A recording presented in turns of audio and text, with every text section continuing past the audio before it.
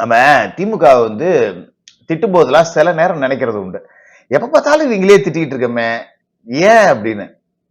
ஆனா இல்ல நீ திட்டுறதெல்லாம் சரிதான், செருப்பால அடிக்கிறது, செருப்ப சாணியில முக்கிய அடிக்கிறதெல்லாம் கூட பெரிய விஷயம் இல்ல, செருப்ப மனித மலத்துல முக்கிய அடிச்சா கூட அதுக்கு நாங்க தகுதியானவர்கள் அப்படின்னு சில உடன்பிறப்புகள் நம்மள மறுபடியும் மறுபடியும் பேச தூண்டுறாங்க.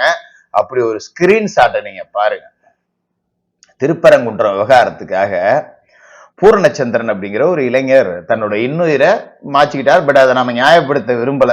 பொண்டாட்டி புள்ள இருக்கு, இதெல்லாம் நமக்கு தேவையா? போராடுங்கயா, நின்னு சண்டை போடுங்கயா. நான் உயிரை விட பெரிய மயிர் இந்த உலகத்துல எதுவுமே கிடையாது. உயிரே போகுது அப்படிங்கிறப்ப என்ன, நின்னு ஃபைட் பண்ண. உயிரை விடுற அளவுக்கு உனக்கு துணிச்சல் இருக்குல்ல, அப்ப வாழ்றதுக்கு நீ அதை விட கம்மியான துணிச்சல் இருந்தாலே போதும், வாழ்ந்து பார்த்தரலாம். அததான் செஞ்சிருக்கணும். ஆனா அவரு வீடியோ ஆடியோ வெளியிட்டு இறந்தாரு. இந்த ஸ்கிரீன்ஷாட்ல பாத்தீங்கன்னா ஒரு உடன்பிறப்பு எழுதியிருக்காம பாருங்க, அவருக்கும் மனைவிக்கும் பிரச்சனையா, அவர் வந்து நிறைய குடிச்சிட்டு அங்கங்க கிடப்பாராம், அப்படின்னு திட்டணும் போலதான் எனக்கு தோணுது. ஒரு பொதுவெளி அப்படிங்கிறதால பேசல. இவனுங்க எல்லாம் பாத்தீங்கன்னா கலட்டிக்கிட்டு அடிச்சாலும் இவனுங்களுக்கு தகும் அப்படிங்கிற மாதிரியான நபர்கள். கோபம் வருதா இல்லையா? எங்கேயாவது எவனாவது செத்து போயிட்டான்னா அதுக்கு 1008 அவதூறு பரப்புறது இந்த கோஷ்டிங்க தான்.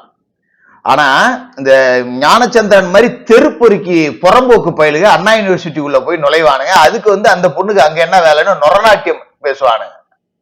அதெல்லாம் பார்க்கும்போதுதான் இவனுங்களை திட்டுறது தப்பே இல்லை அப்படிங்கிற மாதிரி தோணுது.